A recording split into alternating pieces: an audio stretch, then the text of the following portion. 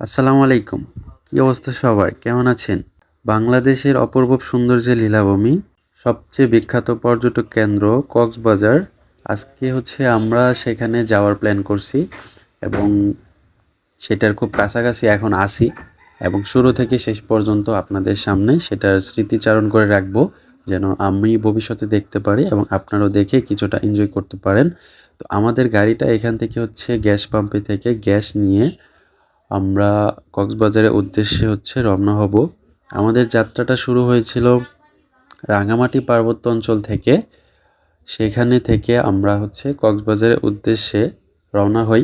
যেই গাড়িগুলো দিয়ে সাজেক যাওয়া হয়, চাঁদের গাড়ি বলা হয়, সেই গাড়িগুলো দিয়ে আমরা কক্সবাজারের উদ্দেশ্যে রওনা হই। আমাদের যাত্রাগুলো ছিল খুবই এনজয় মোমেন্ট এবং খুবই সুন্দর মুহূর্ত ছিল। সবাই একসাথে ছিলাম, আমরা প্রায় 15-20 জনের মতো ছিলাম। ফ্যামিলি ট্যুর ছিল আমাদের। আমরা রাস্তায় দিয়ে দেখে দেখে কক্সবাজারের কাছাকাছি যাওয়ার পরে আমরা বুঝতে পারছি যে আসলে কক্সবাজারের কাছাকাছি চলে আসছি, কারণ এখানে পরিবেশগুলো আসলে খুব সুন্দর ছিল। এখানে যে নদী বা সমুদ্র সৈকত, যেটা কক্সবাজার সমুদ্র সৈকত, তার কিছু আভাস এখানে দেখতে পাওয়া যায়। এখান থেকেই শুরু, এই ব্রিজ থেকেই দেখতে পাওয়া যায়।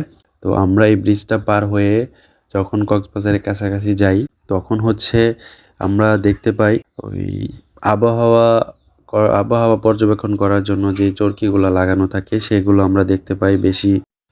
বাংলাদেশে যে কত সুন্দর সুন্দর জায়গা রয়েছে সেটা আপনি আসলে বাংলাদেশটাকে যদি ভ্রমণ না করেন তাহলে জানতে পারবেন না। বাংলাদেশের 64 জেলা যদি আপনি ভ্রমণ করেন তাহলে সেই সুন্দর সুন্দর জায়গা সম্পর্কে জানতে পারবেন, বাংলাদেশটাকে জানতে পারবেন।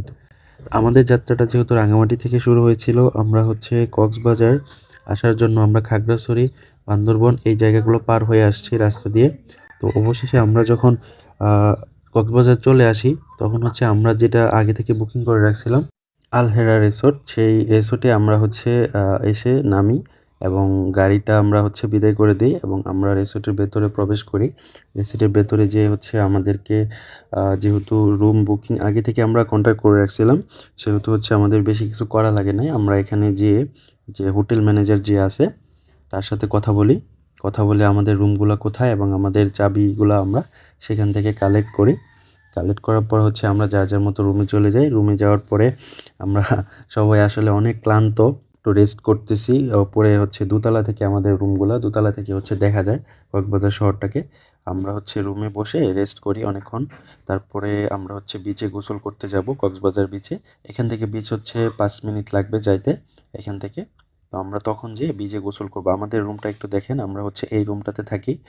এখানে 3টা বেড ছিল, সিঙ্গেল বেড না, সিঙ্গেল বেড ছিল একটা, আর 2টা ছিল ডাবল বেড এখানে।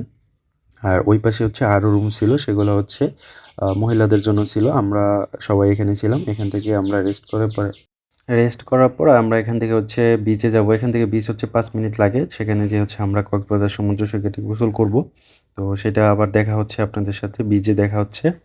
সে পর্যন্ত ভালো থাকুন।